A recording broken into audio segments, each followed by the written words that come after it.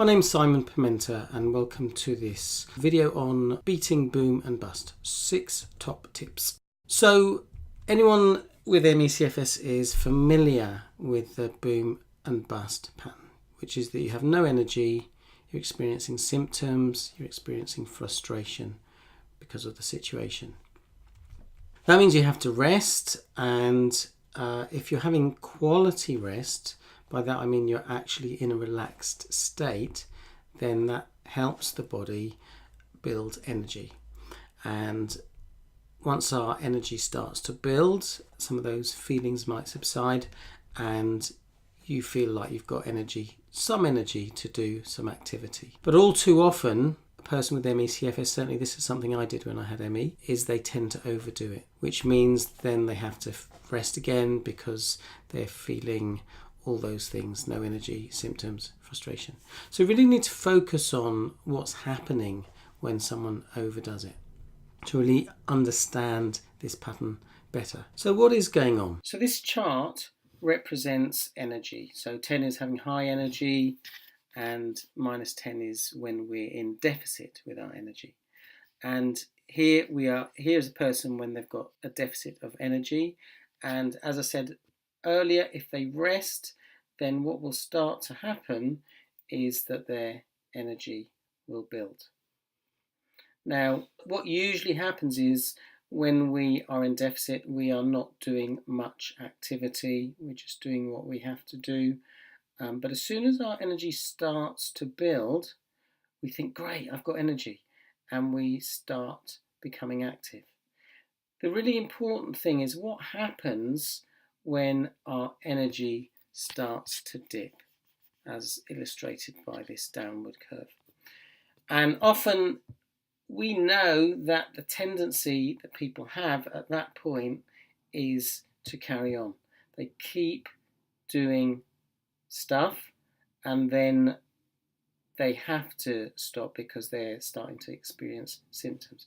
And obviously, again, what happens is because we've used up this energy here that we actually didn't have, unfortunately, what that means is we go back into deficit and we repeat that pattern of having to rest, waiting for our energy to build again. Hopefully, at least we're doing that. Some people, maybe they have got things they have to do, which just pushes them into deficit. But then we repeat that pattern. Our energy, our activity levels are quite low. Our energy starts to build. So we think, oh, great, I can do stuff again. But unfortunately, even when our energy starts to drop, we carry on and again, we use up energy that we haven't really got. And that just repeats that pattern. So the question is, what is going on at this point here where our body's starting to tell us that we haven't got energy to carry on, but we carry on anyway? So what is driving that pattern? Well, you need to consider, is it perfectionist? Some people are driven by perfectionism. They want everything to be just so. Or is it the achiever pattern, that we want to feel a sense of satisfaction from achieving certain tasks? Is it the helper pattern? Some people want to help others and that's why they keep going. Is it just that we get carried away with what we're doing? We get enthusiastic, we're enjoying being busy and productive, and that's the reason why we keep going. So we need to think about what is our strategy going to be for breaking this pattern of boom and bust. So here are 6 tips for you. First tip is we need to connect to that part of ourselves that is wise, that part of us who is able to be calm, pragmatic, see the bigger picture, keep things in perspective. You might already have strategies for doing that, connected to that wise part of you. At the end of this video, I will share a simple technique that you can use to connect to that part of yourself. Because when we are connected to that part of ourselves, then we have the ability to be more pragmatic, and it's the next thing we need to do is actually decide what's important in this situation. We need to really get clear on what our priority is. Is it getting that particular task done, or is it supporting the body's healing by allowing ourselves to stop when we need to. So the third step is to actually make an agreement with yourself, to think, okay, I know that my tendency is once I start doing a task that I want to keep going, and it might be useful to think about, what of those scenarios that I talked about already is the one that makes you carry on. And what do I need to do? What do I need to agree and commit myself to doing when I start noticing my energy dipping? You might decide how long you're going to do a task for. I actually think it's really useful to learn to tune in and listen to our body. And the more we do that, the more that we can actually pause when we need to pause.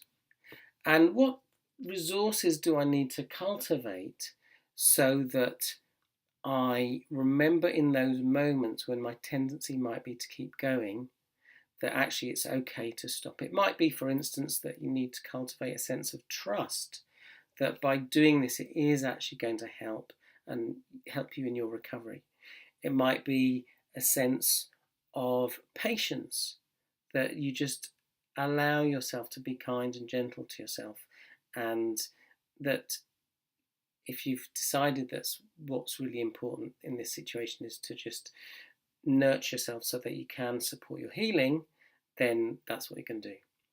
It might be just to cultivate a sense of calm and just recognize that you are going to have more opportunities to do the things that you want to do.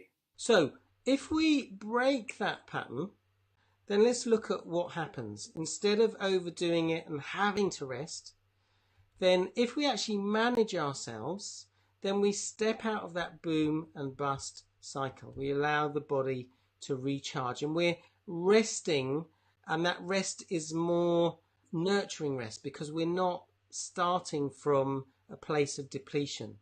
And then we create this sort of virtuous spiral where our energy builds, then we are able to do activity, and we are managing ourselves so we don't, there might be some times when we dip into the deficit, but we're more and more stopping before we get into that danger zone.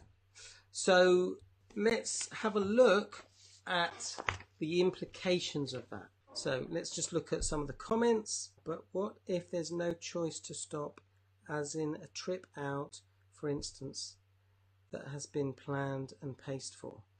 Okay, so you have to use your judgment in that kind of situation. I know when I would do certain things like go and visit friends, I would make sure, for instance, I just completely relaxed on the train, closed my eyes, meditated. If you drive, I would go and sit in the car and just have a rest, but make sure I was switching off. So, you have to use your judgment. Sometimes you might not have that flexibility, but whenever you can, take the opportunities you can to just recharge your batteries a bit.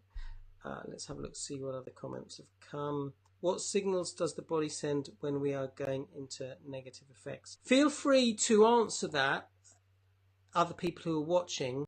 And someone else is saying these signals can be incredibly subtle. Yeah, they can, and that's why we need to practice listening to the body.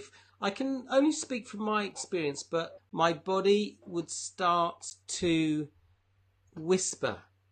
I would feel subtle symptoms, maybe some tension in my back and neck and shoulders, and it's almost like there was a little voice in my head saying, actually, I think it'd be good to stop now. And I was so well rehearsed in ignoring that it took quite a lot of work for me to actually break out of that pattern. So it's something you have to practice. After a while, the body stops whispering and it starts communicating more loudly. And this is where you might start noticing physical symptoms. And that is your body telling you it's gone beyond its envelope at this point in time. So let's just look at, again, what the implications are for breaking the pattern. If you see this person when their energy built, they did some activity, but when their energy started to dip, they didn't wait until they'd crashed. So they've only used a little bit of excess energy here. Okay? And they've actually stopped. Now, what that means is that if they pause before they go into the red zone, then the body, when they rest and heal, the body can start to recharge rather than having to go into deficit. And again, if they repeat this pattern of being active and pausing when their energy starts to dip, then we start to create a pattern that looks like this. And if we keep doing that, then something interesting happens, which is that our energy can actually start to build. Okay, it might be subtle at first, but if we keep doing this pattern, now of course there might be some times when we do overdo it a little bit, and so we do go back into the red, but it's not, if you compare that to this image here, you're not spending quite as much time in that zone, in the sort of danger zone. So they keep doing this and their energy starts to build in an upward direction. And I've had many people say to me, I've experienced significant improvements by breaking that pattern of boom and bust. Now, okay, so a few comments. Pain, racing thoughts, inner trembling fear, signals, hollow legs, twitching glands, headache, rising heart rate. I have a voice asking, why am I doing this to myself, which I listen to now. That's excellent. Symptoms aren't always a result of overdoing it, though. Yeah, absolutely. It might be that you're experiencing a symptom for another reason. I remember at one point having a pain in my leg and thinking, oh no, another symptom of ME/CFS. And then I remembered that I'd banged my leg. So, you have to use your judgment. And this is a sort of ongoing developmental process of learning to listen to your body. So now people will say, but if I do that, then I'm hardly doing anything. I'm the only sort of activity I'm doing is this little bit here, this little bit there, or that bit there. That's not much. But what I'd like you to consider is that in this example, you're spending all this time not doing stuff. Okay? And that's a lot of time resting. So if you compare these two pictures, and cumulatively as your energy builds, you might find that you can actually do things for longer. Okay? So consider that if you overdo it, look how much time you are spending paying for it. If you only have 20 units of energy and you spend 25, you will pay for it tomorrow. If you have 20 units of energy and use 18, your body will thank you because it's not having to work so hard to build the energy. Now, I do get asked the question, how do I increase my energy? This is something I talk about. I talk about the science of this in my free report. So if you haven't read that, do check it out. So let's just have a look at other comments. Okay, no, that's all the comments that have come through for now. So, as I say, many clients have experienced significant improvements by breaking this pattern. Some guidelines for you: listen to your body, learn to listen to your body. It's not an exact science. You have to learn by trial and error. Okay, but remember that when you activate the parasympathetic state, which is your rest, digest, healing state, your body starts to heal. Your digestive system works properly. You're more able to achieve deep, restful sleep. And your body produces and stores energy. And it stops doing that, or that is suppressed when we're in a state of fight or flight. Okay? So some people say, yeah, but I need to, do some activity because movement's good for me, isn't it? And yes, movement is good for your body, but overdoing it isn't when you have ME/CFS. So until you are experiencing that upward trend, you have to try and stay within your energy envelope until you know how to influence your energy. And the work I do is all about helping people break unhelpful patterns that may be getting in the way of their recovery. So if you want to know more about what helped me go from not being able to walk for 1 minute at some times in my ME CFS experience to being able to play badminton for 3 hours, then go to my website, which is mecfsexplored.com, and download my free report. So let's see if we've got any questions about anything that I've said so far. Better to have regular okay days than a couple of good days followed by a crash. Absolutely. So I want to set you a challenge, okay? And that challenge is that for the next 7 days, let's just check I haven't missed any slides. No. So for the next 7 days, my challenge to you is to stop when your body is telling you to do so. And if you're not sure if it's telling you to stop, maybe stop for a bit and just tune in and see how it responds to you chilling out, resting. I haven't worked with anyone who said to me, oh, taking periods to pause and rest and meditate and just relax and recharge has done me harm. My experience is that by people doing that, then they do feel able to do some activity and to gently build that up. I have a HRV app which tells me in percentages if my body's ready to do anything that helps me. Excellent. That'd be really interesting to know which app you're using. So other people might have a look at that app. I did use an app a while back, but I haven't been using it so much lately. But it is very interesting to look at what's going on in terms of our heart rate variability, because that is a good indicator of health. People who are healthy tend to have high heart rate variability, which means when they get up, their heart is able to respond to that. So, excellent reminders. Challenge accepted. Please find me a servant. Okay, I'll do my best. Who else accepts this challenge of just for the next 7 days? Is that 7? Yeah. To take on this challenge of just stopping when your body is telling you to, allowing yourself to recharge, and carrying on when you feel you're able to do so.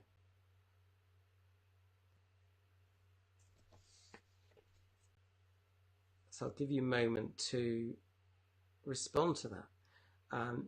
But otherwise, who would like to participate in this short little exercise for accessing your wise self? Leave a comment, and if you're ready to do that, if there's no more questions, I will do that. Another I accept. Easier to stop physical activity than thinking. Another accepted. Yes, that's true, and that's why we need to just practice developing mastery of our mind, so that we are in charge of our mind rather than our mind being in charge of us. And that's a lifelong practice. I used to go to meditation retreats, and even seasoned meditators would say that sometimes they would have really good meditations. Sometimes the meditations were more challenging. Okay, so there's quite a few people who accept the challenge. Excellent. All right, so I'd really be interested to hearing how you've got on with that a week from now. All right, so let's do the exercise. So I'll explain it briefly, and then I'll get you to close your eyes. So this is an exercise you can do in your head, and for now we'll just do the first part of the exercise in our head. But this is something you can actually do physically if you've got the energy to do so. What you do is you get 2 chairs, and you sit in one chair, and that chair is you, the wise self. And then you access the wise self, and we'll do that in a sec. And then you go into the other chair, and you access the mindset of that part of you who has that tendency to keep going when you know you need to stop. And you have a conversation with the wise self.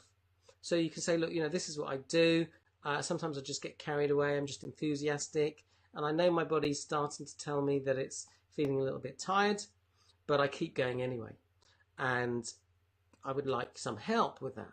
And then you go back into the why self seat and connect to that part and allow that part of you to come up with solutions. We all have the capacity to find solutions. So you can brainstorm and get creative and come up with as many solutions as you can, and then to choose one. Okay, so that in a nutshell is the exercise. But what I want you to do now is just to close your eyes to make yourself comfortable. Obviously, as this exercise asks you to close your eyes, only listen when you can safely do so. Don't listen to this recording when driving a car or any other situation when you would not be safe closing your eyes.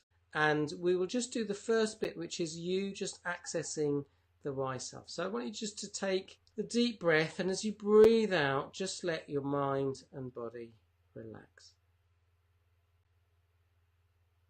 And again, take another deep breath in, breathing in slowly, and as you breathe out slowly, just allowing your mind and body to relax. And again, take another deep breath in, a slow deep breath, breathing into your belly. And as you breathe out slowly, just allowing your mind and body to relax. So I'd like you to consider that there is a part of you that has that capacity for wisdom, for pragmatism, for calm, for self-compassion and compassion towards others, and kindness, and a number of other resourceful qualities. It might be a sense of trust, a sense of patience. So I want you just to ponder a time when you were just operating from that place of calm, that place of wisdom, that place of peace, trust, compassion towards self and others. That sense of patience. And just remember a time when you experienced feeling that way. I'd like you to remember it as if you're actually there, seeing things that you see in that specific situation. And if nothing pops to mind, that's fine. You can just imagine a time when you're feeling that way. Paint a picture, create a situation. Hear the sounds that you hear in that situation. Noticing the sounds that come and go. And just be aware of your body, the physical sensations, the position of your body,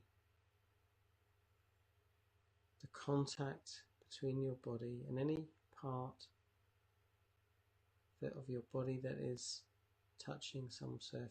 It might just be your feet on the floor, or if you're sitting on a chair, your back, your bottom, whatever it is, just become aware of the physical sensations, the temperature of the air on your skin. And as you have that sense of the things that you see, the sounds that you hear, and the physical sensations, just feel how it feels to connect to that wise self. So that any time you're faced with a situation where you recognize it would be useful to look at this situation in a new, different way, and look at new ways of responding to those situations, you can just access this part of you that is within you. And you can practice this whenever you want, having that conversation between the part of you that's doing that behaviour that's getting in the way of what your goal is, and allowing that wise part of you to just respond. And together, those two parts can work together to find new solutions that work for you. So knowing you can access this part whenever you want, I'd like you just to gently bring yourself back, and when you're ready, you can open your eyes. And I'd like to ask you, what have you learned from this session? What is something you can take away from this session that you can use to help you move forward? I'll give you a moment to put your comment in the box.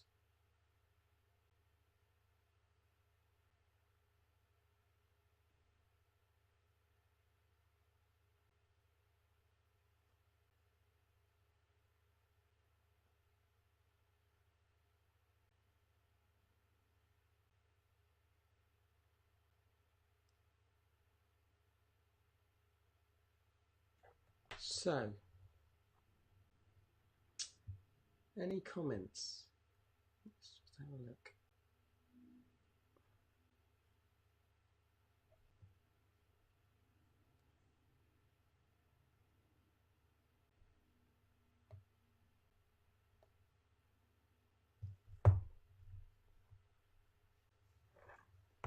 Let's have a look on my iPad, see if I can see any comments come through.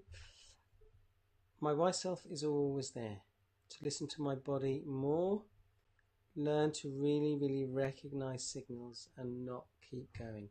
Yeah, I want you to consider, if you do stop short, if you practice that, just stopping short, even if you're stopping earlier than you think you need to, just give yourself the chance to do that, to see what your experience of that is. Listening to my body rather than fearing it. Time activities. I need to listen to my wise self and not ignore it. Yeah, excellent. So, all right, well, oops, I think another comment's just come in. My wise self is hard to find. Okay, so I know that you have a wise self within you. So I want you to maybe think of times when you've been that way.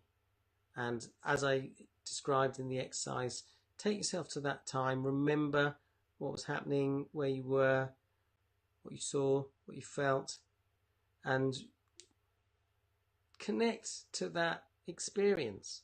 Okay, so cultivate patience and trust. Yeah, absolutely. I think that is key for so many people with ME, because we don't trust. We say to ourselves, oh, I need to do that task whilst I've got a bit of energy, whereas in reality we're draining our energy, and we're not trusting that if we actually stop, we can come back to that thing later. I can step back from compulsive activity and make better choices. Absolutely. That's what we have to do, is to make better choices that actually nurture ourselves. Aim for 80% of energy. Excellent. The alternative is to keep booming and busting, which could go on for years. And that's what some people do. And, it can take time and effort to break that pattern. Let's just go back to this diagram. It takes effort, and sometimes we're doing our absolute best, and sometimes still, we get tripped up. But my experience is if we keep at it, those periods are going to get smaller and smaller, okay? So if you compare that picture to this picture, then clearly we can see that this is more desirable. It might take practice, might take time, but those of you who've said that you're going to take on this challenge for the next 7 days. It'd be really interesting to hear what your experience is like in 7 days' time. So thanks for joining me today. I hope you got something useful from that. If you do have a topic that you'd like me to talk about, let me know. All right, so I will say bye for now. I hope you have a great weekend, and thanks for coming.